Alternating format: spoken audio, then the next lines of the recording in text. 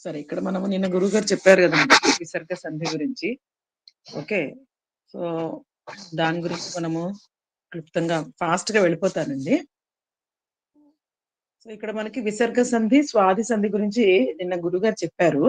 So, ఇక్కడ ఎక్కడైతే మనకి విసర్గ పక్కన మనకి అంటే అందులో చాలా ఉన్నాయి అంశాలు కానీ, ఇప్పుడు మనకు గురువుగారు ఫోకస్ చేసిందేంటంటే, విసర్గ తర్వాత ప్రత్యాహారంలోని వర్ణాలు వస్తే అప్పుడు జరిగే మార్పులవన్నీ విసర్గ సంధి కేటగిరీలోకి వస్తాయి అన్నారు. స్వాది సంధి వచ్చేసి మనకి అచ్చు, హస్లు పరమైతే అప్పుడు వచ్చేవి స్వాది సంధి అని చెప్పారు. ఈ విధంగా చూస్తే మనకి ఉత్వ సంధి, స్వాది సంధి కిందొస్తుంది. అలా ఎందుకంటే అతోరోర ప్లుతాద ప్లుతే అలాగే హషిచ ఇవన్నీ స్వాది సంధి కింద వస్తాయి. మరి నేనేమో నెట్‌లో మరి ఎవరైనా చూసారో లేదో తెలీదు. అక్కడ మటుకు స్వాది సంధి అంటే నేను అనుకున్న ప్రకారమే సుప్పులు చేరినప్పుడు ఆ విసర్గకి వచ్చి అక్కడి నుంచి వచ్చే మార్పులు ఇవన్నీ కూడా స్వాది సంధి కేటగిరీలో పెట్టబడ్డాయి. స్వాది సంధి ప్రకరణం అని అన్నారనమాట. ఓకే. ఇంకా వేరేవి కూడా ఉన్నాయి. కానీ ముఖ్యంగా ఈ సుప్పు ప్రత్యయం చేర్చుట వల్ల వచ్చే మార్పులు, ఆ విసర్గకి వచ్చే మార్పులు ఇవన్నీ స్వాది సంధి కింద మనం చదువుతాము. సో, ఇక్కడ ఆ స్వాతి సంధి గురించి తర్వాత గురువుగారు మళ్ళీ మనకి వివరంగా చెప్తారు. దాని గురించి ఇప్పుడు మనం చర్చించకుండా విషయంలోకి వెళ్ళిపోతే ప్రత్యాహారము. మనందరికీ మాహేశ్వర సూత్రాలు తెలుసు ఎలా చూడాలనేది. సో, ఇక్కడ ప్రత్యాహారం. అని చూసిన వెంటనే మనకి ఏం ఏమి జ్ఞప్తికి రావాలి? వెంటనే ఏం గుర్తుకు రావాలి? వర్గ ఇన్‌స్టంట్‌గా సెకండ్ తెలియాలి. లెటర్ ఇచ్చారు కాబట్టి సెకండ్ 2, 1 అనే వర్గ అక్షరాలు వస్తాయని అర్థం చేసుకున్నాను వెరీ నేనైతే. అంతే. Very good. సెకండ్ అక్షరం గాబట్టి, సెకండ్ వర్ణం గాబట్టి వెంటనే అది 2, 1 అని వస్తాయనేది ఖచ్చితంగా అది ఈజీ మెథడ్ మనం తెలుసుకున్నాం. అలాగే రేఫ ఉంది గాబట్టి, రేఫ ఎక్కడ ఉంటుంది? ఏ ఏ సూత్రంలో మనకి రేఫతోటి అంతమవుతుంది? అది చూసుకుంటే మనకి ఊష్మాలు. ఆ సెట్ అంతా వాటిల్ని షాలని ఊష్మాలు అంటాము. అంతవరకు వస్తుంది అని మనము తెలుసుకున్నాం. సో, అది ప్రత్యాహారం. సో, ఇక్కడ మనము వివరంగా చూసుకుంటే ఇంకొంచెం దాన్ని అనలైజ్ చేసుకున్నాము అంటే ఈ విధంగానే. ఎక్కడైతే అనేది ఉందో మనము మన వర్ణ క్రమంలో చూసుకుంటే గనక ఇప్పుడు సర్కిల్‌లో ఉన్నది మనకేంటి మాహేశ్వర సూత్రం యొక్క క్రమం. ఓకేనా? ఖప ఛఠ థ ఛట త చట తౌ కపై షషసర్ అనేది మాహేశ్వర సూత్ర క్రమం. అసలు ఆ క్రమం ఉత్తమం. కానీ మనకి సులభతరం చేసుకోవాలి అంటే మామూలుగా వర్ణక్రమం ఫాలో అయ్యి ఈ విధంగా చెప్తారు. కోవిదాలో అక్కడంతా కూడా మనం సంస్కృత భారతిలో మనం ఏంటి ప్రథమ వర్గ ప్రథమ మరియు ద్వితీయ అక్షరాలు అని చెప్తారు. ఇక్కడ ఉంది. ఆటోమేటిక్‌గా ఏంటంటే మనం అదే క్రమంలో వర్ణ క్రమంలో చేర్చుకుంటే దాన్ని చెప్పే విధమే ఏమిటి వర్గీయ వ్యంజనాల యొక్క ప్రథమ మరియు ద్వితీయ వర్ణాలు. వీటిల్ని మనకి వస్తాయి. అవే కాకుండా మనకి ఊష్మాలు గూడా రేఫ ఎక్కడుంది? షషసలో ఉంది. కాబట్టి అవి కూడా వస్తాయి అని మనం తెలుసుకుంటున్నాం. నేను స్క్రీన్ షేర్ చేయలేదు as usual mistake. Screen share మొదలు పెట్టేస్తాను.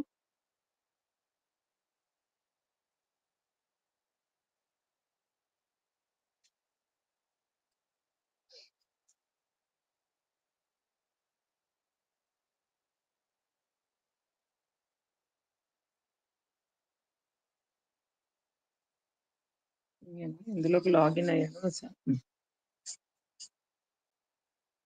ఓకే. ఇక్కడ మనకి ఒక్క నిమిషం.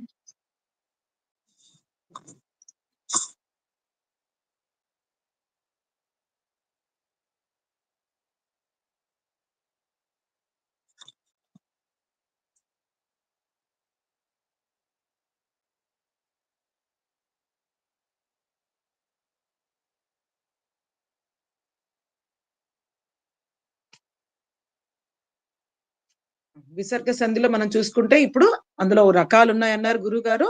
మనము ప్రత్యాహారం గురించే ఎక్కువ చదువుతున్నాం. ప్రత్యాహారం వల్ల ఈ వర్ణాలు వచ్చాయి అని మనకి అర్థమైంది. ఇక్కడ ఈ ఇవన్నీ కూడా ఏంటి? ఈ వర్గీయ వ్యంజనాలు. వాటిల్ని కర్కశ వ్యంజనాలు అని కూడా చెప్తాము. మళ్ళీ శేషాసాలను ఏమంటున్నాం మనము? ఊష్మాలు అంటాం. ఈ టెర్మినాలజీ మనకి అలవాటు. అందుకని నేను మళ్ళీ రిపీట్ చేస్తున్నాను. సో ఇవి కర్కశ వ్యంజనాలు.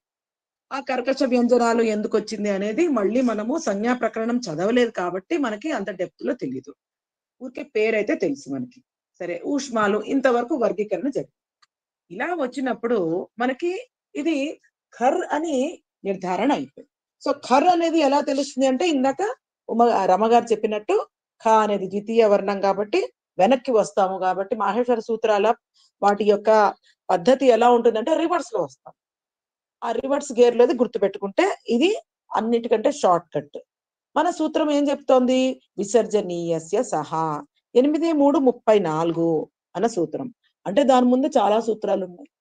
మనం 3వ పాదం తీసుకున్నాము. 3వ పాదంకి వెళ్ళిపోయాము 8వ అష్టాధ్యాయంలో. ఐ మీన్ 8వ అధ్యాయంలో 3వ పాదంకి వెళ్ళిపోయాము. అంటే ముందు మనకి ఆ 3వ పాదం మొదటి నుంచి చూసుకుంటే 34 సూత్రాలు ఉన్నాయి యాక్చువల్లీ. అవన్నీ స్కిప్ చేసుకుంటూ వచ్చేసాం మనం. మనం క్రమంలో చదవకపోతే అది కొంచెం మనకి ఇబ్బందికరంగా ఉంటుంది. సో ఇక్కడ విసర్జనీయస్య సహా అన్నారు. విసర్గకి మరొక పేరే విసర్జనీయ. అంతేగాని విసర్జించడం, దాన్ని త్యజించడం అని అర్థం కాదు.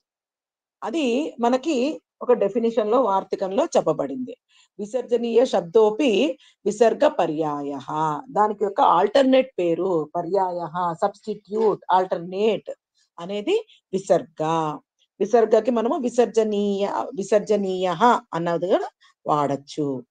ఇక్కడ ఇది తెలియాలి అంటే మనము ఇప్పుడు 8వ అధ్యాయంలోకి వెళ్ళిపోయాం. 8వ అధ్యాయం యొక్క ఫోకస్ ఏమిటి అంటే అక్కడ మనకి మొదటి పాదం వరకే అది సపాద సప్తాధ్యాయి. ఇది చాలా ముఖ్యమైన విషయం. మనం ప్రవేశిస్తున్నాం. పూర్వత్రా సిద్ధం. ఈ అష్టాధ్యాయి అనేది 2 భాగాలుగా మనం చదవాలి. 2 భాగాలుగా చదవాలి. మనకు తెలిసిందే. మొత్తం ఎన్ని అధ్యాయాలు ఉన్నాయి? 8 అధ్యాయాలు. ఒక్కొక్క అధ్యాయంలో ఎన్ని పాదాలు ఉన్నాయి? 4 పాదాలు. అంటే మొత్తానికి 32 ఉన్నాయి. అందులో కంప్లీట్ గా 7 అధ్యాయాలు, అలాగే 8వ అధ్యాయం యొక్క మొదటి పాదము, ఈ ఆరెంజ్ కలర్ లో ఉన్నదంతా ఒక భాగం. చివరి 3 కూడా ఒక భాగం. సో అందుకనే దాన్ని సపాద సప్తాధ్యాయి. ఈ నామకరణం మీకు తెలిసిందే. ఒక పాదం ఎక్స్ట్రాగా ఉన్నటువంటి ఇది ఏంటిది? సప్త అధ్యాయాలు. వీటిని సపాద సప్తాధ్యాయి అని అంటారు. ఆ భాగాన్ని, ముందర భాగాన్ని. రెండవ భాగాన్ని ఏమంటాము? త్రిపాది. 3 పాదాలతో కూడినటువంటిది కాబట్టి త్రిపాది అని అంటాం. ఈ ఆరెంజ్ ఎక్కడైతే ఆగిపోతుందో, బ్లూది ఎక్కడైతే మొదలవుతుందో అక్కడ మనకి పూర్వత్రా సిద్ధం అన్న ఒక అధికార సూత్రం నడుస్తూ ఉంటుంది. చాలా సార్లు విన్నాం మనం పూర్వత్రా సిద్ధం అని. పూర్వత్రా సిద్ధం అనే సూత్రం ఒక గోడ వంటి. ఓకేనా? ఈ విషయం మనం దీర్ఘంగా తర్వాత మళ్ళీ చర్చించుకుందాము. ఊరికే విషయం అనేది మీకు తెలియాలి. సపాద సప్తాధ్యాయి త్రిపాది అంటే ఏమిటి అనేది మనం ఇందులోకి ప్రవేశించాం కాబట్టి చెప్పాల్సి వచ్చింది నాకు. ఇక్కడ మనకి అష్టాధ్యాయిలో 2 భాగాలు ఉన్నాయని చెప్పుకున్నాము. సపాద సప్తాధ్యాయి ఎందుకంటే 7 అధ్యాయాలు ప్లస్ ఒక పాదం ఎక్స్ట్రా కాబట్టి దాన్ని సపాద సప్తాధ్యాయి. త్రిపాది అని ఎందుకు చెప్పుకున్నాం మనము? మూడు పాదాలు పాదాలు ఉన్నాయి కాబట్టి దాన్ని త్రిపాది అని అన్నాం. మొత్తం 32లో అయితే ఈ లెక్కన చూస్తే 29 దీనికి వచ్చినట్టు, 29 పాదాలు దీంట్లో సపాద సప్తాధ్యాయిలో ఉన్నట్టు, కేవలం 3 ఈ త్రిపాది అన్న భాగంలో ఉంది. ఈ రెండిటి మధ్య ఒక గోడ. సో ఈ గోడ ఏమిటి? పూర్వత్రా సిద్ధం అన్న సూత్రము అక్కడి నుంచి ప్రవర్తిస్తుంది. ఈ గోడ ఏం చేస్తుంది? గోడకి మనకి ఇవతల అవతల కనబడుతుందా? గోడ ఇటుకతో చేసుంటే గోడకు అవతల వైపు ఎవరున్నారో మనకు కనబడతారా? వినపడతారేమో గాని కనబడతారా? అవునా? ఇక్కడ కూడా అంతే, అదే విషయం. ఈ భాగం ఉన్నదని ఈ భాగానికి తెలియదు, ఈ భాగం ఉన్నదని ఈ భాగానికి తెలియదు. అది మనం తెలుసుకోవాల్సిన విషయం. ఈ త్రిపాదికి సపాద సప్తాధ్యాయికి ఏమిటి అంటే, ఈ భాగం నుంచి మనము అవతల భాగంకి ప్రవేశించామనుకోండి, మళ్ళీ యువతలకి రావాలంటే కొన్ని సందర్భాల్లోనే యువతలకి రావాలి. మోస్ట్ ఆఫ్ ది టైం మళ్ళీ వెనక్కి రావడానికి లేదు. ఇది చెప్పేదే ఈ ఈ పూర్వత్ర సిద్ధం. పూర్వత్ర, అత్ర అంటే ఏమిటి? త్రసిల్. త్రసిల్ ప్రత్యయం ఏం చెప్తుంది అంటే సప్తమి విభక్తి యొక్క రూపముకి మనము త్రసిల్ ప్రత్యయం వాడచ్చు. అందుకని అత్ర, కుత్ర, తత్ర అన్న విషయం మనం చదువుకున్నాం. పూర్వత్ర అంటే పూర్వంలో ఉన్నటువంటిది, పూర్వంలో ఉన్నటువంటిది అసిద్ధం, రికగ్నైజ్ చెయ్యబడదు అని చెప్పేదే ఈ పూర్వత్ర సిద్ధం అన్న సూత్రం. సో ఈ త్రిపాదిలో ఉన్న ఏ సూత్రం కూడా ముందున్న సూత్రాలని గ్రహించదు, రికగ్నైజ్ చెయ్యదు. ఇంతవరకు ఇది ప్రాథమిక విషయం. చాలా గూఢంగా చదవాలి, నిగూఢ విషయాలు ఉన్నాయి. కానీ ఇప్పుడు మనకి ఈ జంపింగ్స్ అనేవి కుదరవు. సపాద సప్తాధ్యాయిలో అడ్వాంటేజ్ ఏంటంటే మనం ముందుకి వెనక్కి ఇష్టం వచ్చినట్టుగా సూత్రాలని అవకాశాన్ని బట్టి, సందర్భాన్ని బట్టి మనము పేర్చుకోవచ్చు. ఎలా అన్నా రాయొచ్చు, నియమం ఏం లేదు. కానీ ఎప్పుడైతే మనం త్రిపాదిలోకి ప్రవేశించామో క్రమముని అనుసరించాల్సిందే. ఇది గమనించదగ్గ విషయం. ఇక్కడ మనము విసర్జనీయస్య సహా యథావిధి మనము పదచ్ఛేదం చేసుకుంటాం. చెప్పేసేయండి, పద విభాగము చెప్పండి. విసర్జనీయస్య సహాకి విసర్జనీయస్య షష్ఠి ఏకవచనం, సహ ప్రథమ ఏకవచనం. ఓకేనా? 6-1-1-1. తర్వాత నెక్స్ట్ ఏం చేయాలి మనము? 6-1 అంటే 6-1 అంటే అది ఆదేశమా నిమిత్తమా? ఆదేశమా నిమిత్తమా? స్థానీయ. Very good, స్థానీ. మరి 1-1 ఏంటి? ఆదేశం. ఓకేనా? సో దీనివల్ల ఏమర్థమవుతోంది? విసర్గకు సకారం వస్తుంది అన్న విషయం అర్థమైపోయింది. మరి ఇక్కడ మూడో అంశం ఏముండాలి సూత్రంలో మనకి? నిమిత్తం ఉండాలి. ఓకేనా? సో నిమిత్తం ఇక్కడ దొరకలేదు, మనం ఎక్కడి నుంచి వెతుక్కుంటాం అప్పుడు? అనువృత్తి. అనువృత్తి నుంచి తెచ్చుకుంటాం. ఈ అనువృత్తి మనకి ఆ ముందు సూత్రం నుంచి వచ్చింది. ఖరవసానయోర్ విసర్జనీయ, ఈ రెండు ఇంచుమించుగా ఉంటాయి. విసర్జనీయస్య సహా, ఖరవసానయోర్ విసర్జనీయ ఒకటేలాగా ఉంటాయి. ఖరవసానయోర్ విసర్జనీయ ఏం చేస్తుంది అంటే, కర్లుంటే రేఫకి, ఓకేనా, రేఫకి కర్లుంటే విసర్గ కింద మారుతుంది అని చెప్పేది ఖరవసానయోర్ విసర్జనీయ. అది ముందు సూత్రం. 8316 8312 ఏదో ఉంటుంది ఆ సూత్రం. అక్కడి నుంచి మనం ఈ ఖర్ని తెచ్చుకున్నాం ఇక్కడ. సో మనకి నిమిత్తం కూడా వచ్చింది. ఏ సందర్భంలో విసర్గ ఆదేశం కింద మారుతుంది అన్న విషయం కూడా మనకి ఇప్పుడు అనువృత్తి ద్వారా తెలిసిపోయింది. కర్లు పరమైనప్పుడు అని తెలుసుకున్నాం. ఇది నిమిత్తం. 3 అంశాలు వచ్చేసాయి. ఇప్పుడు మనం దాన్ని అర్థవంతంగా పేర్చుకోవడం. సో విసర్జనీయస్య సహా ఖరి పరే అని పేర్చుకున్నాం. ఇప్పుడు దీన్ని ఎలా అర్థం చేసుకోవాలి మనం ఈ సూత్రం అన్నప్పుడు? కర్లు పరంలో ఉంటే విసర్గ సకారం అవుతుంది. Very good.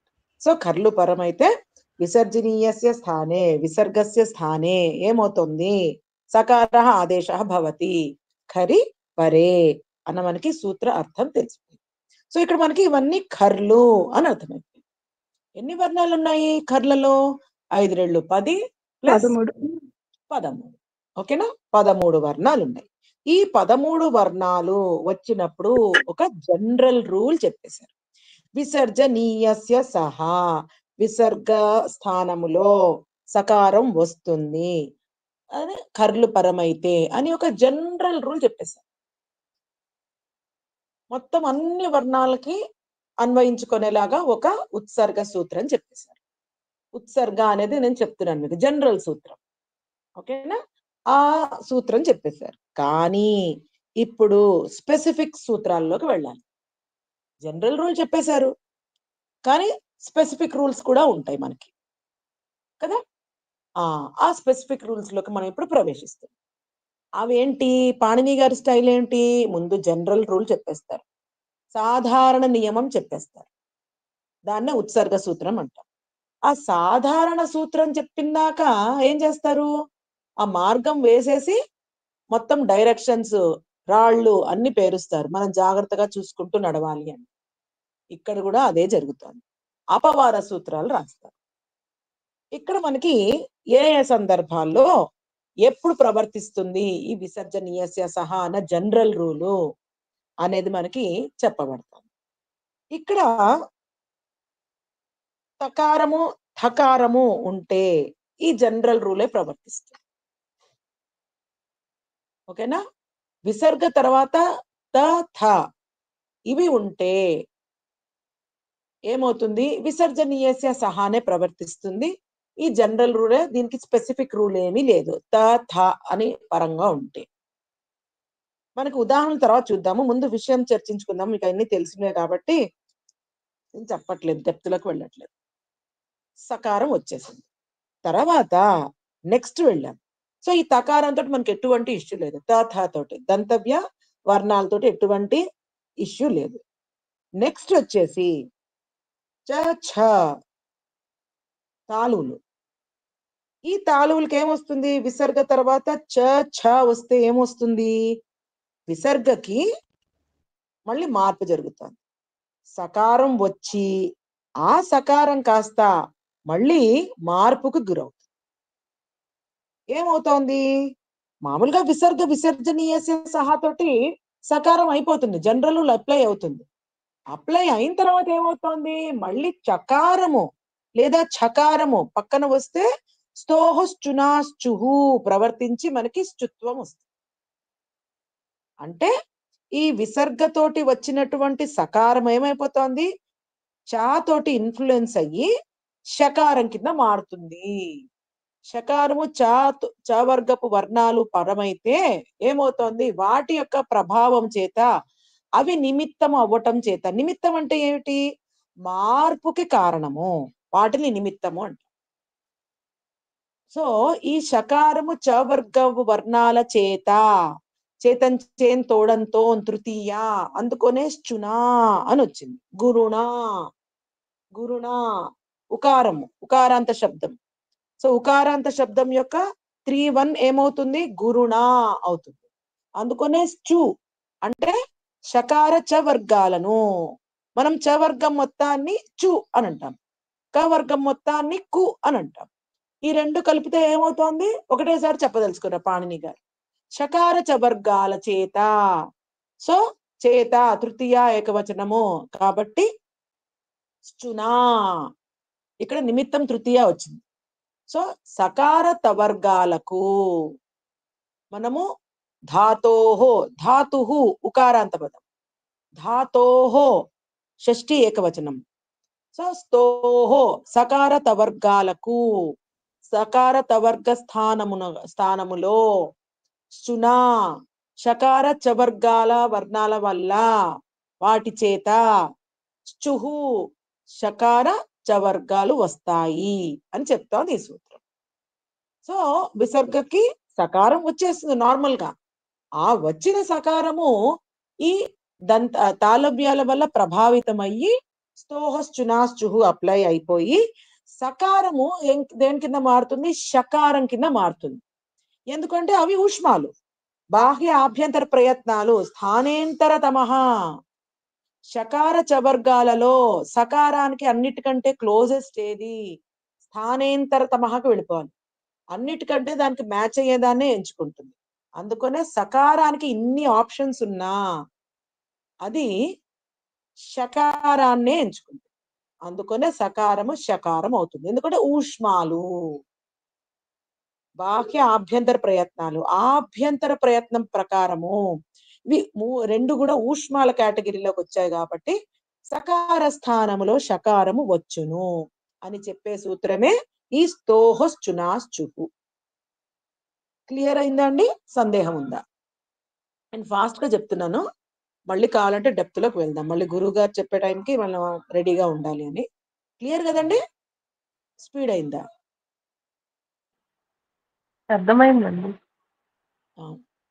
నెక్స్ట్ టా టా వర్గం. ఈ వచ్చినటువంటి విసర్గ ఏమవుతుంది? టకారం సకారం అవుతుంది.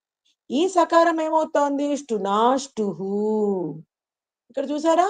స్టునాష్టుహు. నిమిత్తం ఉంది, ఆదేశం ఉంది. మరి స్థాని ఎక్కడి నుంచి తెచ్చుకోవాలి మనము? ముందు సూత్రం నుంచి తెచ్చుకుంటున్నాం. స్థాని ఎక్కడి నుంచి? ముందు సూత్రం నుంచి తెచ్చుకున్నాం. ముందు సూత్రంలో ఏముంది? సకార తవర్గాలు. సకార తవర్గాలకు షకారము తవర్గము పక్కన ఉంటే వాటి ప్రభావం వల్ల, పక్కన అంటే ఏంటి? ఇక్కడ పూర్వము పరము అని చెప్పలేదు, గమనించండి. అదే పరములో ఉంది అంటే సప్తమి విభక్తి వాడారు. ఇక్కడ ఏం చేశారు? సప్తమి విభక్తి వాడలేదు. దాని చేత అది పూర్వము పరము అన్న విషయమే ఇక్కడ చర్చించబడలేదు. ఎక్కడన్నా ఉండొచ్చు, ఎటువైపు అన్నా ఉండొచ్చు.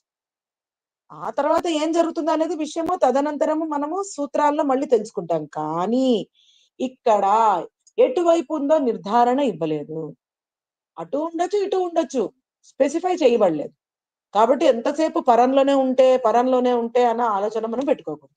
దాని చేత అనే అర్థం చేసుకోవాలి. షకారము తవర్గాల కింద మారుతాయి. సో ఇక్కడ సకారం ఏమవుతోంది? మూర్ధన్య షకారం కింద మారుతుంది. ఇది చెప్పేది స్టునాష్టుహు. అందరు పరిసార్లు అనుకోండి. స్తోహశ్చునాశ్చుహు, స్తోహశ్చునాశ్చుహు అలవాటు అవ్వాలి మనకి. సో మనకి ఇప్పటి వరకు ఇది ఏం సంధులని తెలుసు? చుత్వ సంధి అని తెలుసు. చుత్వ సంధి అని తెలిసిన దానికి స్తోహశ్చునాశ్చుహు అని మనము ఆ సూత్రంతో అలవాటు చేసుకోవాలి. అలాగే ష్టుత్వ సంధి అంటే ఏమన్నాం మనము? స్టునాష్టుహు అన్న సూత్రం. స్టునాష్టుహు, స్టునాష్టుహు అని చెప్పుకుంటున్నాం. నెక్స్ట్ ఈ రెండిటితో మనకి సమస్య తీరిపోయింది. జనరల్ రూల్ అప్లై అయిపోయింది. జనరల్ రూల్ అప్లై అయిన తర్వాత స్పెసిఫిక్ రూల్ వచ్చేసింది. విశేష నియమం వచ్చేసింది. ముందు సామాన్య నియమం ప్రవర్తించింది, విసర్జనీయస్య సహా. తర్వాత ఏమైంది? పక్కన అవి ఉండేసరికి ఏమైపోయింది? విశేష నియమాలు పాత్ర వహిస్తున్నాయి. ఆ విశేష నియమాలు చ ఛ లేదా ట ఠాలుంటే ఏ సూత్రాలు ప్రవర్తిస్తాయి అన్న విషయం మనకి ఇప్పుడు తెలుసు. సో ఈ 4 వర్ణాలు కూడా వెళ్ళిపోయాయి. ఈ 2 సూత్రాలు ప్రభావితం చేస్తాయి. కాబట్టి ఈ 2 సూత్రాలు తెలుసుకున్నాం. ఇప్పుడు మిగిలినవి క ఖ ప ఫ. ఓకేనా? కంఠ్యాలు, అలాగే ఏమిటవి? ఓష్ట్యాలు.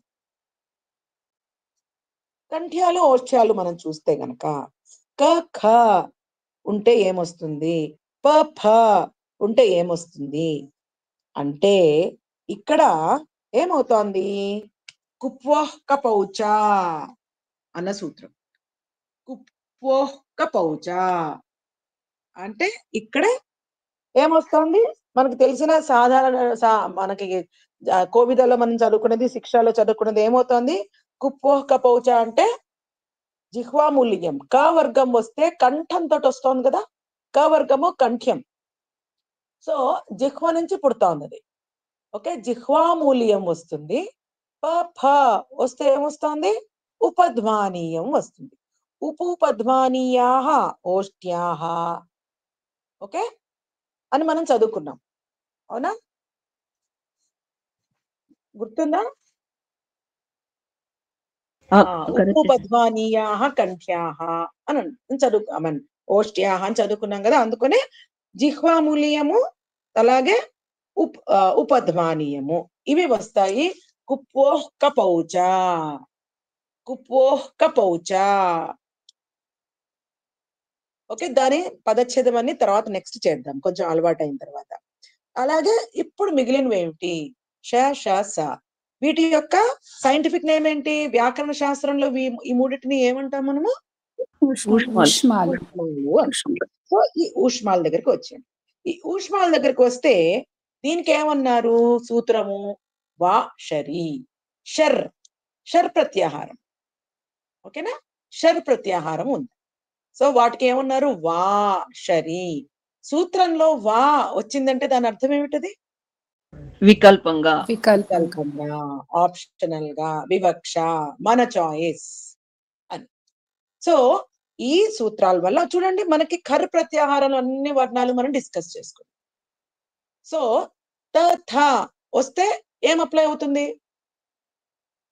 విసర్గ తర్వాత థ మార్పు రాదు విసర్జనీయస్య సహ విసర్జనీయస్య సహానే వస్తుంది.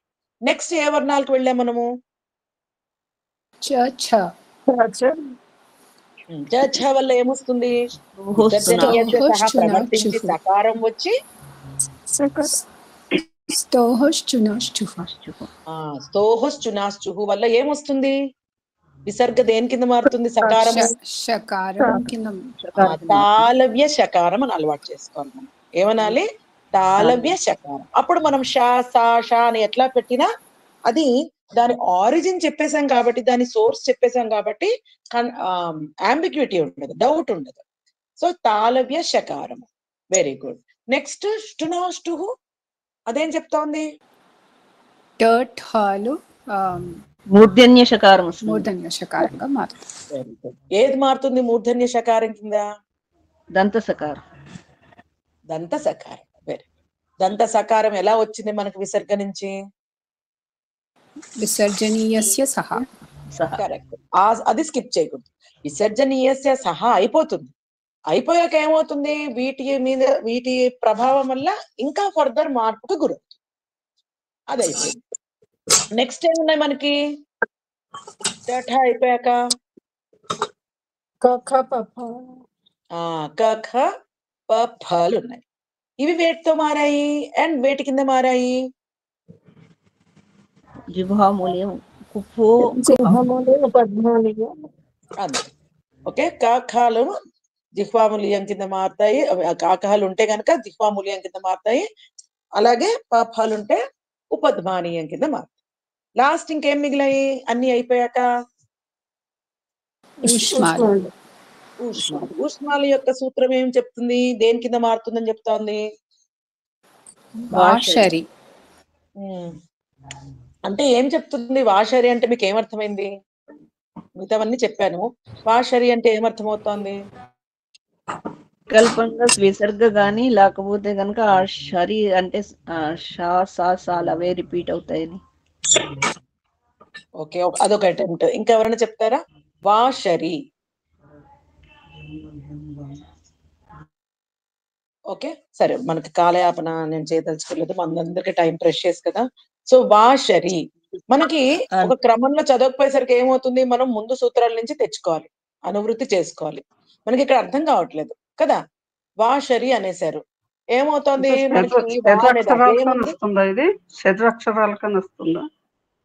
షర్ అక్షరాలు ఉంటే, షరి అంటే ఏంటి? షర్ పరమైతే, షర్లు పరమైతే అని ఉంది. సో ఇక్కడ ఏంటి? వా అంటే ఏంటి? వికల్పము అన్నాం. అంటే ఏమిటి? ఇక్కడ రెండు సూత్రాలు ప్రవర్తిస్తాయి. అయితే విసర్జనీయస్య సహా ప్రవర్తిస్తుంది, దానివల్ల విసర్గకి సకారం వస్తుంది. అవునా? తర్వాత ఏమవుతుంది? ఆ సకారము షకారం వల్ల స్తోష్టునాష్టుహు వల్ల మళ్ళీ షకారం అవుతుంది, లేదా ష్టునాష్టుహు వల్ల షకారం అవుతుంది, లేదా ఏమి మార్పు జరగకుండా సకారం కూడా అవుతుంది. Okay, no problem. కానీ ఇక్కడ ఏమవుతుంది? షర్లు పరమైతే ఆ సకారము ఆప్షనల్ గా విసర్గ కిందే ఉండిపోతుంది. మామూలుగా విసర్జనీయస్య సహా ప్రవర్తించేసి ఏమవుతుంది? సకారం కింద అవుతుంది. ఆ సకారం ఏమవుతుంది? మళ్ళీ షా పరమైతే మళ్ళీ ఆ సకారం షకారం కింద మారుతుంది, స్తోహుష్టునాశుహు వల్ల. లేదా అదే సకారము షకారం కింద మారుతుంది, మూర్ధన్య షకారం కింద ష్టునాష్టుహు వల్ల. లేదంటే ఏమవుతుంది?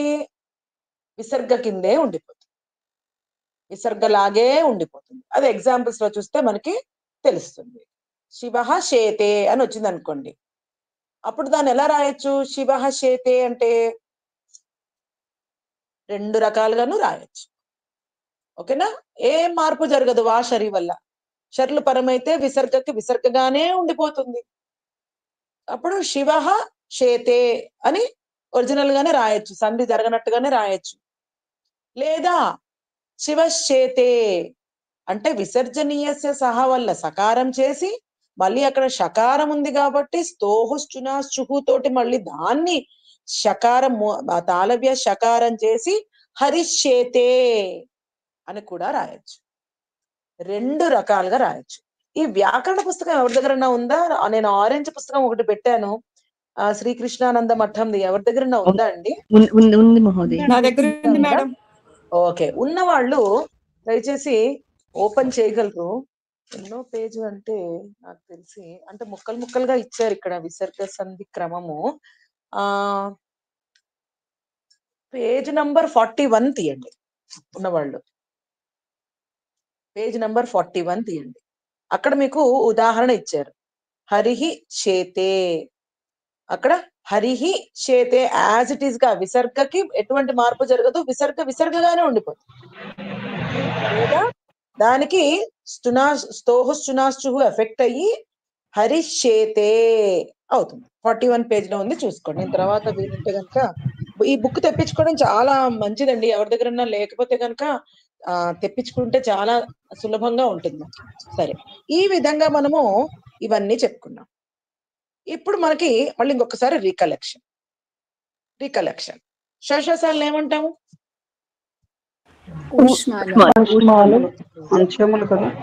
ఓకేనా? సో ఇక్కడ మనకి చూస్తే గనక వీటిల్ని షర్ ప్రత్యాహారంలోని వర్ణాలు అంటాం. షార్ట్ కట్ లో చెప్పాలి అంటే షర్ ప్రత్యాహారం. మరి ఇవన్నీ కూడా ఏమిటి? ఈ డబ్బాలో ఉన్నవన్నిటిని శేషాసాలని కలిపి ఏమంటాము? కర్లు అన్నాం.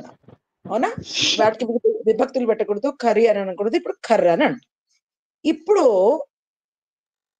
ష అనేది స్పెసిఫిక్ గా చెప్పాలనుకోండి, మూర్ధన్య షకారం అనేది దాన్ని ఖర్ కేటగిరీలో పెడతారా మీరు, షర్ కేటగిరీలో పెడతారా? ఒకవేళ నేను స్పెసిఫిక్ గా చెప్పండి అంటే షకారం, మూర్ధన్య షకారాన్ని ఎందులో పెడతారు? 2 కేటగిరీలు ఉన్నాయి. ప్రిఫరెన్స్ అప్పుడు ఇప్పుడు ఈ సందర్భంలో దేనికి ఇవ్వాలి మనము? స్కోప్ తక్కువ ఉన్న దానికి ఇస్తాం మనం ప్రిఫరెన్స్. అప్పుడు ఖర్లో పెడతామా, షర్లో పెడతామా? దాన్ని షర్లో పెడతాం. ఓకేనా? ఇక్క ఏంటి? ఎందుకు రిపీట్ చేయరా ప్లీజ్? అంటే ఇప్పుడు మనకి పాణిని గారు చెప్పారు, కొన్ని సందర్భాల్లో 2 ఓవర్లాప్ అయితే స్కోప్ దేనికైతే తక్కువ ఉందో దానికి ప్రయారిటీ ఇవ్వాలి, అపవాదానికే బలం ఇవ్వాలి, దానికే ప్రయారిటీ ఇవ్వాలి. సో దీనివల్ల ఏమవుతుంది? స్కోప్ చిన్నగానే 3 వర్ణాల స్కోపే ఉంది కదా షర్కి కదా. అదే ఖర్ అన్నాను అనుకోండి, దానికి 13 వర్ణాలు ఉన్నాయి.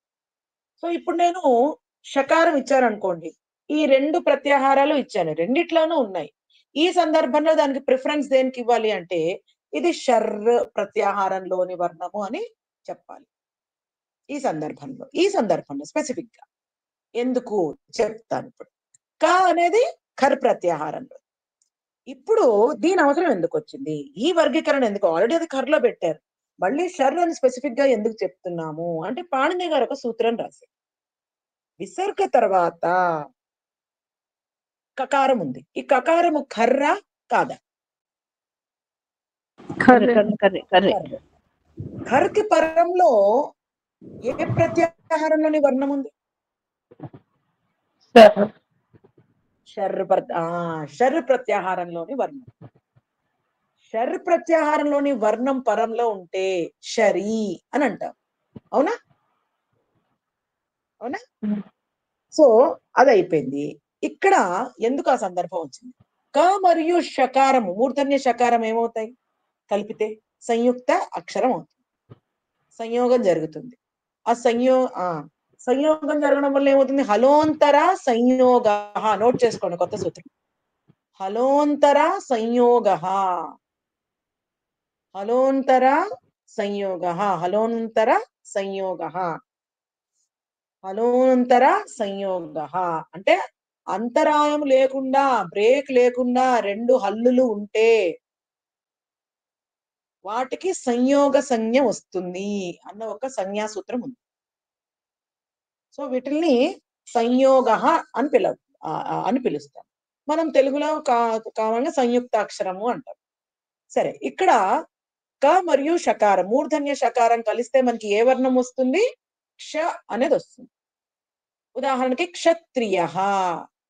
క్షత్రియలో రెండు వర్ణాల కలయిక వల్ల ఏర్పడినటువంటి సంయోగం ఏమిటది? కకార మూర్ధన్య షకారాలు.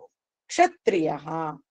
మరి లెక్క ప్రకారము మనం దాన్ని విడగొట్ట లాజికల్ గా చూస్తే అది కకార షకారాలతో ఏర్పడింది. మరి విసర్గకి పరములో కకారము ఉంటే ఏం రావాలి? అంటే వా శరీర వా శరీ కాదు, జిహ్వామూల్య ఇప్పుడు రావాలి. మనం ఒక చార్ట్ ప్రిపేర్ చేస్తున్నాము. కుప్వోక పౌచ్ పౌచ కుప్పోహ్క పౌచ, కుప్పోహ్క పౌచ 2-3 సార్లు అనండి, ఏం పర్వాలేదు. కుప్పోహ్క పౌచ, కుప్పోహ్క పౌచ. అది రావాలి. అది వస్తే అప్పుడు ఏమొస్తుంది? విసర్గ ఏమైపోతుంది? జిహ్వామూల్యం కుప్పోమూల్యం అవ్వాలి కదా. కానీ ఇక్కడ ఏమవుతోంది? అలా రాదు. ఇది అపవాదము, ఇది బాధించబడి, ఓకేనా? ఇది బాధించబడి ఏం సూత్రం వస్తుంది? షర్పరే విసర్జనీయ అన్న సూత్రం వస్తుంది. ఏమొస్తుంది? షర్పరే విసర్జనీయ అనేది. అంటే ఏమిటి? ఇక్కడ వివరంలోకి వెళ్తే కర్లు ఉండాలి. కర్లు ఎటువంటివై ఉండాలి? ఖరి అని చెప్పుకున్నాము, ఖరి పరే అన్నాము, బాగుంది. కానీ ఆ కర్లు కూడా ఎటువంటివై ఉంటే, మళ్ళీ ఇంకొకలాగా సూత్రం రాశారు, షర్లు పరముగా ఉన్నటువంటి కర్లు ఉంటే అని ఇంకొంచెం స్పెసిఫై చేశారు. షర్పరే విసర్జనీయ అని అన్నారు. కర్లు ఉండాలి, బాగుంది, జనరల్ రూల్ బాగుంది, చక్కగా కర్లు ఉండాలి. మళ్ళీ ఇంకా ముందుకు వెళ్ళారు, ఇంకా లోతుకు వెళ్ళారు, ఇంకొక కండిషన్ యాడ్ చేశారు. ఏమన్నారు? ఆ కర్లే గనక వాటికి షర్వర్ణాలు పరమైతే, అంటే శేషాస అన్న ఊష్మాలు పరమైతే అప్పుడు ఏమవుతుంది? అప్పుడు మీకు కుప్పోహ్క పౌచ ప్రవర్తించదు, ఎటువంటి మార్పు జరగదు, విసర్గగానే ఉంటుంది అని చెప్తున్నారు. రామ క్షత్రియ, ఓకేనా? అలానే ఉంటుంది, మీకు ఎటువంటి మార్పు జరగదు. ఇది కుప్పోహ్క పౌచ. ఈ సందర్భంలో క్ష ఎలా ఏర్పడింది? కకార షకారాల కలయిక వల్ల. మామూలుగా అయితే విసర్గ తర్వాత కంఠవ్య కకారము ఖకారము ఉంటే కుప్పోహ్క పౌచ అన్న సూత్రంతో ఏం రావాలి? జిహ్వామూల్యం రావాలి. కానీ ఇక్కడ ఏం చెప్తున్నారు? ఇంకా డెప్త్ లోకి వెళ్ళాలి. డెప్త్ లోకి వెళ్తే ఏమిటి? కర్లు ఉన్నాయి పరంలో, నో ప్రాబ్లం. ఆ కర్లకే మళ్ళీ వెంటనే ఇమ్మీడియట్ గా పరంలో పరే అంటే ఏమన్నారు? తస్మిన్నితి నిర్దిష్టే పూర్వస్య, తస్మిన్నితి నిర్దిష్టే పూర్వస్య అంటే పూర్వంలో ఉండాలి, కానీ అది అవ్యవహితంగా ఉండాలి, గ్యాప్ లేకుండా ఉండాలి. సో ఇక్కడ షర్ పరంగా ఉంది, ష ష స అనేవి ఆ కకారానికి కర్లకి పరంగా ఉన్నాయి. ఎలా ఉన్నాయి? అవ్యవహితంగా ఉన్నాయి, గ్యాప్ లేకుండా. హలోనంతరా సంయోగ, సంయోగ సంజ్ఞతోటి ఉన్నాయి, గ్యాప్ లేకుండా ఉన్నాయి. అప్పుడు అటువంటి సందర్భంలో ఏదంటే ఆ సంయుక్తాక్షరం ఉంటే సరిపోతుందా? ఇదే సూత్రం ప్రవర్తిస్తుందా? కాదు. కేవలం ఊష్మాలు ఉండాలి పరంలో. ఊష్మాల యొక్క ప్రత్యాహారం ఏమిటి? షర్లు. అందుకనే షర్పరే విసర్జనీయ, షర్పరే విసర్జనీయ. కర్లు పరంలో ఉండాలి. ఆ ఖరి అనేది చూడండి ఇక్కడ వరకు అనువృత్తి అయింది. ఖరి ఖరి ఖరి అనేది ఖరవసానయోర్ విసర్జనీయ 8-3-15 సూత్రం దగ్గర మొదలైంది ఖర్ వ్యవహారం. ఆ ఖర్ ప్రవర్తిస్తూ ప్రవర్తిస్తూ ప్రవర్తిస్తూ 34వ సూత్రంకి వచ్చింది. 34వ సూత్రంలో ఏమన్నారు? విసర్గకి సకారం వస్తుంది కర్లు పరంగా ఉంటే అన్నారు. మనకి 13 వర్ణాలు ఉన్నాయి.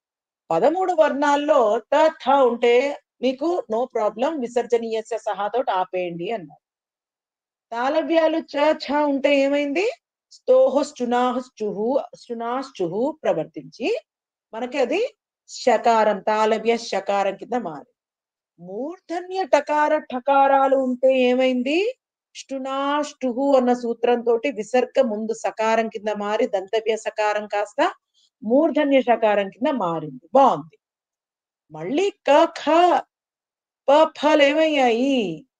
కుప్పోహ్ కపౌచ, కుప్పోహ్ కపౌచ, కుప్పోహ్ కపౌచ అన్న సూత్రాలతోటి అన్న సూత్రంతో జిహ్వామూలీయము అలాగే క్రమేణ జిహ్వామూలీయం ఉపధ్మానీయం చ స్తః. అనంతరం కిం అవశిష్టः? శేషస. ఏతే త్రయः వర్ణాः అవశిష్టాः సంతి కిల. ते प्राप्तेषु प्रत्याहारेषु कस्मिन् सूत्रे सन्ति? त्रयः वर्णाः शर् प्रत्याहारे सन्ति. షర్ అర్థమవుతుందా? షర్ ప్రత్యాహారంలో ఉన్నాయి. ఇప్పుడు ఇక్కడ ఏం చేస్తున్నారు? ఈ రెండిటి కాంబినేషన్ లో ఇంకో సూత్రం చేస్తారు. ఏం చేశారు?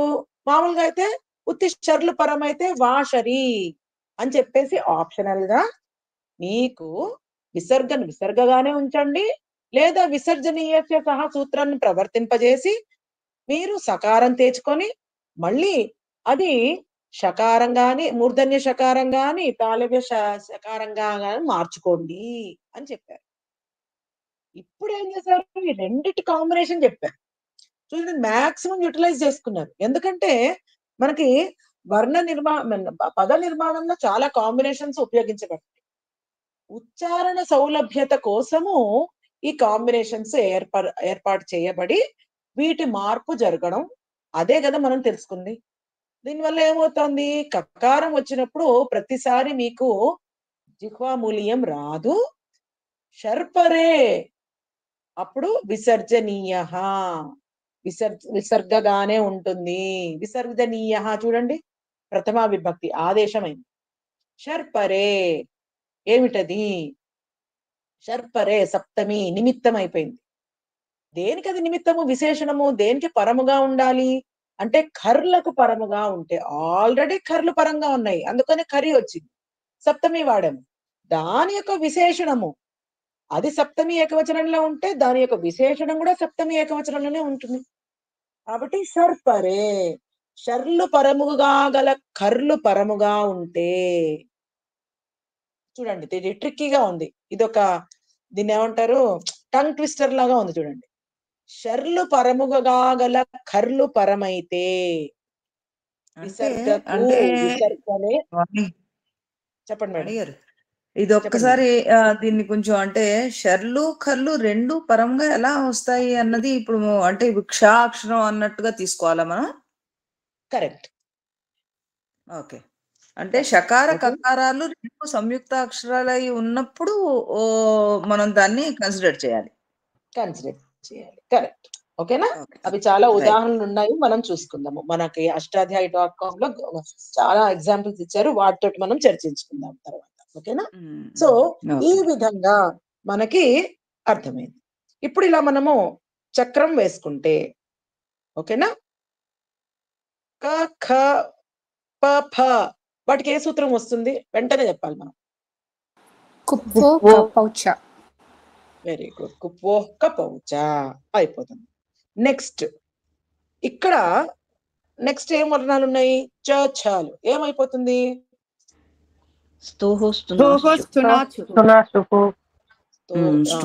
Very good. నెక్స్ట్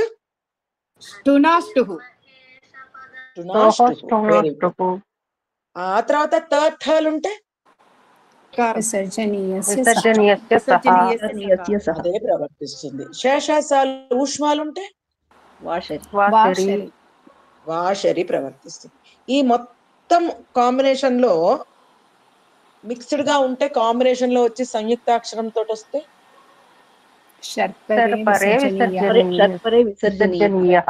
విసర్జనీయ వస్తుంది. ఇది దీని చక్రం. కర్లు ఉంటే మనకి ఏ సూత్రాలు వస్తాయి అన్నది ఇది బేసిక్. ఇందులో మళ్ళీ వార్తికాలు ఉన్నాయి మనకి, గురుగారు నిన్న చెప్పారు మనకి చాలా. ఓకే, ఇంకా డెప్త్ లోకి వెళ్తే చాలా విషయాలు ఉన్నాయి, కానీ గురుగారు ఏంటంటే మనం కన్ఫ్యూజ్ అయిపోతామని డెప్త్ లోకి చెప్పలేదు. ఇంతవరకు మనం తెలుసుకుంటే చాలు. ఇంకా తెలుసుకోవాల్సిన చాలా ఉన్నాయి, నేను చూశాను, చాలా చాలా ఉన్నాయి. కానీ మళ్ళీ మనకి టైం కూడా లేదు, వ్యవధి కూడా లేదు కదా, అందుకని. సో ఈ సూత్రాలు మనం ఇన్స్టెంట్ గా మనం చెప్పగలగాలి. గురువు గారు అడిగితే నేనైతే కామ్ గానే ఉంటానండి. నేను అసలు జనరల్ గా క్లాసులో నేను నోరు తెరవను కాబట్టి don't expect me to open my mouth. నాకు అసలు భయం. సరే, నెక్స్ట్ కుప్పో కపోచా తోటి ఏమొస్తుంది రిజల్ట్? ఆదేశం ఏం ఆదేశం అవుతాయి? విభామూల్యము ఉత్పద్మానీయము. విభామూల్యము ఉపద్మానీయం. కరెక్ట్ ఆర్డర్ లో చెప్పారు రమగారు, నేను మిస్గైడ్ చేసినా సరే. ఓకే, ఇక్కడ మళ్ళీ ఎక్కడ నిత్యము ఎక్కడ వికల్పము అంటే మళ్ళీ సేమ్ ఓల్డ్ స్టోరీకి వెళ్ళిపోవాలి. ఏంటి అంటే సంహితాయాంలో మనం ఏం చదువుకున్నాము? ఏకస్మిన్ పదే సంహిత నిత్యం, అవునా? అలాగే ధాతు ఉపసర్గయోర్ మధ్య సంహిత నిత్యం, సమాసే అపి సంహిత నిత్యం కదా. ఓన్లీ వాక్యే ఏవ సంహిత వికల్పేన భవతి, అంతే. అవే లాజిక్ ఇక్కడ కూడా అప్లై అవుతాయి. తత్తర్కః ఏవ అత్ర ఏవ ప్రవర్తతే, అత్ర ఏవ ప్రవర్తతే. అర్థమైందా? సో ఇక్కడ కూడా మీకు ఏమవుతుంది, ఏ సందర్భాల్లో ఇది నిత్యము అంటే ఆ 3 సందర్భాల్లో ఏమిటది? ఒకటే సింగిల్ పదంలో ఉంటే ఇది నిత్యము, ఈ మార్పు నిత్యము. సమాసంలో ఉంటే నిత్యము, ఉపసర్గ ధాతువుల మధ్య కూడా ఇది వస్తే అది నిత్యము. కేవలం వాక్యంలోనే వికల్పము అనేది చెప్తుంది. స్తోష్చునాశ్చుహు ఏం చెప్తోంది? విసర్గ ముందే దేని కింద మారుతోంది? స్తుహో స్తునాశ్చు కింద మారుతుంది. ముందు మధ్యలో యొక్క స్టెప్ ఏముంది? విసర్గ ఫస్ట్ దేని కింద మారుతుంది? దంతవ్యః సకారః. విసర్జనీయస్య సహ. దంతవ్య సకారం కింద మారుతోంది, మారాల్సిందే అది. అప్పుడు దాని ప్రభావం చెప్తుంది. అందుకని అదే చెప్తోంది కదా, స్తోహుశ్చునాశ్చుహు సూత్రంలో చెప్తోంది సకారం కావాలి నాకు అని. ఆ సకారం లేనిదే మనం వెళ్ళలేము. కాబట్టి ముందు ఆ సకారాన్ని తెచ్చిపెట్టుకోవాలి. ఆ సకారం వచ్చే ఏకైక మార్గం ఏమిటి? విసర్జనీయస్య సహా. కాబట్టి సకారం వచ్చిన తర్వాతే అప్పుడు స్తోహుశ్చునాశ్చుహు ప్రవర్తించి తాళవ్య సకారం అవుతుంది. తర్వాత ఇంకా ఈ స్తోహుశ్చునాశ్చుహు దేన్ని ప్రభావితం చేస్తుంది? తావర్గాన్ని కూడా ప్రభావితం చేస్తుంది. తావర్గపు వర్ణాలను కూడా ప్రభావితం చేసి చావర్గపు వర్ణాల కింద మార్చుకుంటుంది. అది తర్వాత అంశం. ఇప్పుడు విసర్గ గురించి చెప్పుకుంటున్నాం కాబట్టి అది నేను అది ఊరికే మీకు నాలెడ్జ్ కోసం చెప్పాను. ఇక్కడ కూడా అంతే. ష్టునాష్టుహు ఏం చేస్తోంది? విసర్జనీయస్య సహ తర్వాత చెప్పేటప్పుడు మనం ష్టునాష్టుహు అన్న సూత్రమే చెప్పుకోవాలి. మనం వర్కౌట్ చేసేటప్పుడు అనువృత్తి చేసుకోవాలి. చెప్పేటప్పుడు మటుకు ష్టునాష్టుహు అని చెప్పుకోవాలి. ఓకే, దీనివల్ల మనకి షకారం, మూర్ధన్య షకారం వచ్చింది. విసర్జనీయస్య సహా ఏం చేస్తోంది?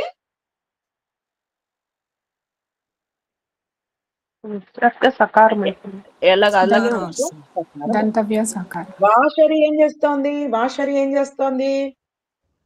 వికల్పంగా వస్తుంది. విసర్గగానే ఉంటుంది, లేకపోతే విసర్గ క్రమంగా శేషాసంగా మారుతుంది. కరెక్ట్. ఓకేనా, బాగా చెప్పారు భారతి గారు. దానివల్ల అలా వస్తుంది. నెక్స్ట్ మనకి ఇలా చూసుకుంటే ఇప్పుడు క ఖ ప ఫ ఏంటి సూత్రాలు వెంటనే చెప్పాలి.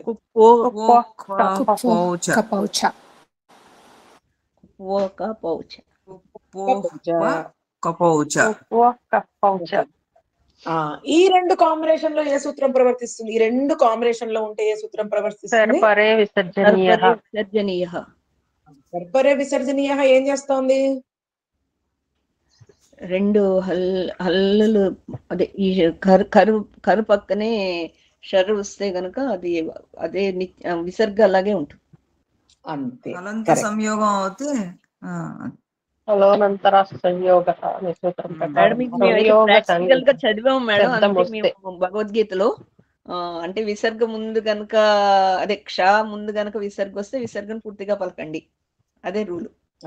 అంటే మేము ఓకే ప్రాక్టికల్ గా ఇవన్నీ ఉపద్మానీయాలు జిహ్వామూల్యాలు చేసి ప్రాక్టికల్ గా చేసాము. అది ఓకే ఓకే మేడం. చదివాం అంతే. అదే ఓకే. సో ఇవి మనకి వెంటనే మనకి ఇన్స్టంటేనియస్ గా మైండ్ లో వెలిగిపోవాలి. ఈ ఈ సూత్రాలు అంతా మనకి బలపడాలి, అప్పుడే మనకి కంఫర్టబుల్ గా ఉంటుంది. సో కుపోహ్క పౌచ. ఓకే, నెక్స్ట్ ఈ కాంబినేషన్ కూడా మీరు సూత్రాలు చెప్పారు. ఓకే, ఏ సందర్భంలో ఈ ఈ సూత్రము బాధించబడుతుంది చెప్పండి. ఏంటండి? కుపోహ్క పౌచ యొక్క బాధక సూత్రం ఏమిటి? షర్పరే షర్పరే సర్పరే విసర్జనీయ. విసర్జనీయ. శర్పరే విసర్జనీయ. అంటే మనకి ఇలా ట్విస్టెడ్ గా అడిగిన గురువు గారు మనం చెప్పలేదు, ఎందుకంటే గురువు గారు చాలా డెప్త్ లో వెళ్తూ ఉంటారు కదా. సో మనకి కొంచెం మన కాన్ఫిడెంట్ గా ఉండాలి. తర్వాత ఇది కాకుండా మనకి గురుగారు నిన్న చెప్పారు. ఓకేనా, ఏం చెప్పారు? పాశ కల్పక కామ్య. పాశ కల్పక కామ్య అన్న ఈ 4 ప్రత్యయాలు పరమైనప్పుడు వస్తుంది అని. అది ఎక్కడుంది ఆ సూత్రము? దాని యొక్క వార్తికాలు ఏమున్నాయి అంటే 8,338. ఎంతండి? 8,338. పదాదో 8,338 స్క్రీన్ మీద ఉంది మేడం. నేను యాక్చువల్లీ అయ్యో నో ప్రాబ్లం మేడం, నేను అందుకని చెప్తున్నాను. బాబా మీరు వింటున్నారు ఒకట ఆడియో అనేది. సో 8,338. ఓకేనా మేడం? 8,338 లో ఈ సూత్రం ఎవరు చదువుతారు? ఇక్కడ స్క్రీన్ మీద ఉన్నది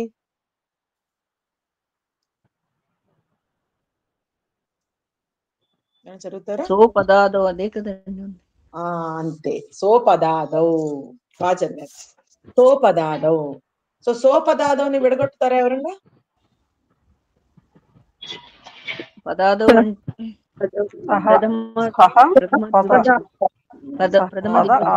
అపదాదౌ. Very good.